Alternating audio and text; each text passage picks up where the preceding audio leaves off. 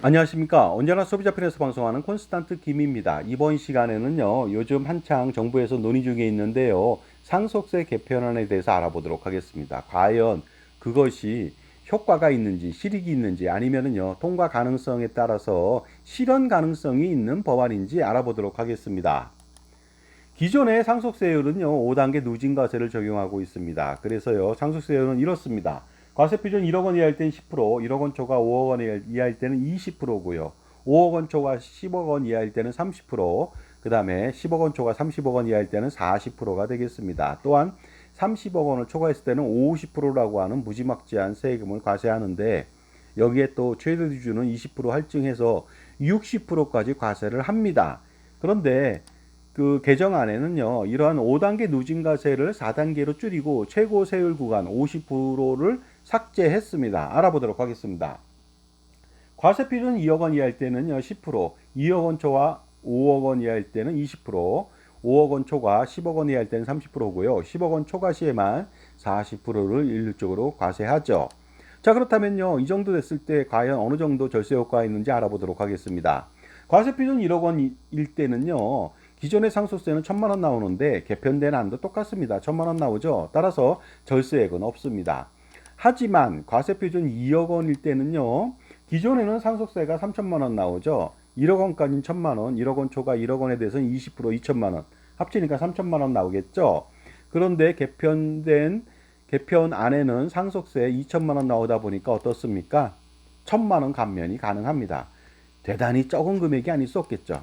자, 그 다음에 과세 표준 5억 원일 때는요, 기존의 상속세는 9천만 원 나오는데 개편 안에 상속세는 8천만 원 나옵니다. 따라서 1,000만 원 감면이 똑같이 됩니다. 마찬가지로 효과 그다지 많지 않습니다.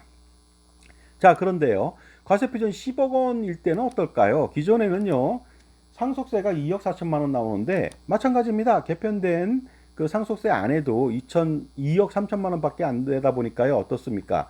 1,000만 원 정도 지속적으로 감면되는데, 이걸 봤을 때 우리가 과세표준 10억 원이라고 한다면 부부하고요, 상속인들로 자녀가 있을 때는 20억 원 내외 되는 분들이요, 겨우 어떻습니까? 1,000만 원 정도 혜택이 있다는 뜻이 되겠습니다.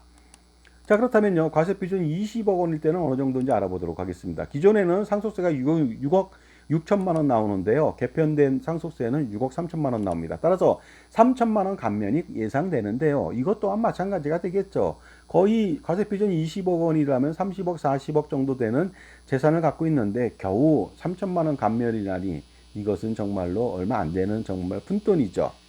자, 이번에는 과세표준 100억 원일 때 알아보도록 하겠습니다. 이때는 조금 효과가 있겠죠. 왜냐하면 최고 구간 50%가 사라졌기 때문이죠. 기존의 상속세는 45억 4천만 원인데 반해 개편 안에는 38억 3천만 원이 되겠습니다. 따라서 어떻습니까? 7억 1천만 원 감면이 예상되겠죠. 하지만 이것도요, 100억 이상인 사람이 겨우 7억 정도 감면된다? 사전 증여 전략 효과적으로 세운다면요, 몇십억도 줄일 수가 있거든요.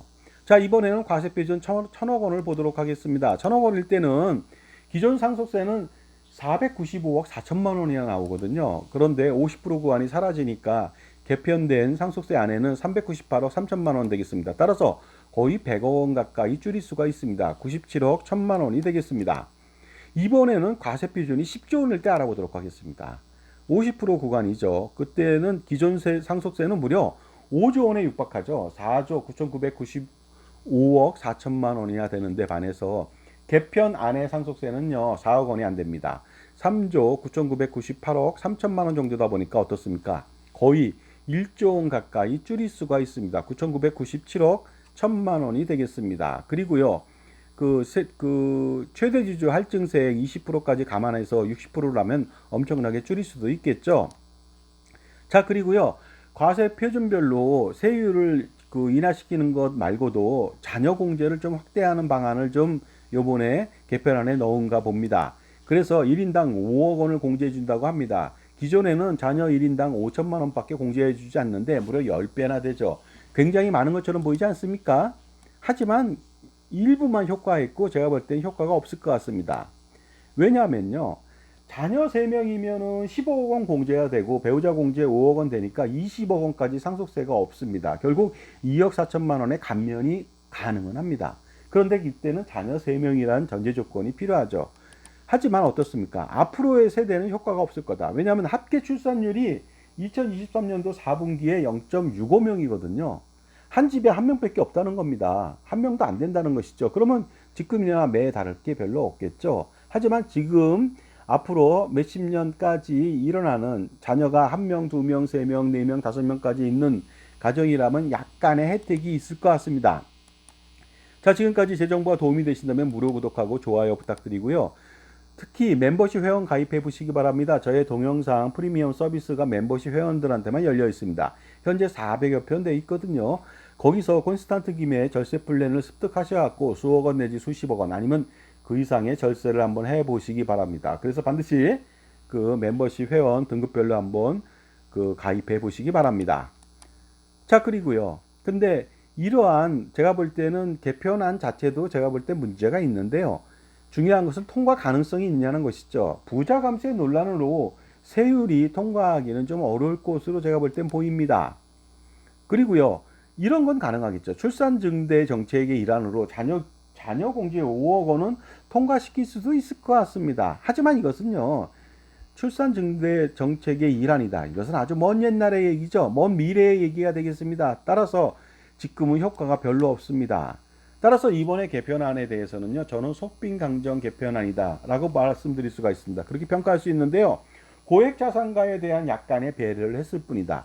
아마도 이것은 고심 끝에 내린 결론이 아닌가 생각합니다. 왜냐하면요. 전반적으로 상속세 개편안이 통과가 어려우니까 약간만 손질한다는 느낌에서 50%만 어떻게 없애보고자 하는 정부의 노력이 좀 가상해 보이기도 합니다. 눈물겹습니다. 하지만 제가 볼 땐 통과하기 어려울 것으로 보입니다. 자, 그러다 보면요. 저는 언제나 주창한 게 있죠. 당연히 가업승계를 하는 기업을 운영하시는 분들은 상속세 면제시켜야 됩니다.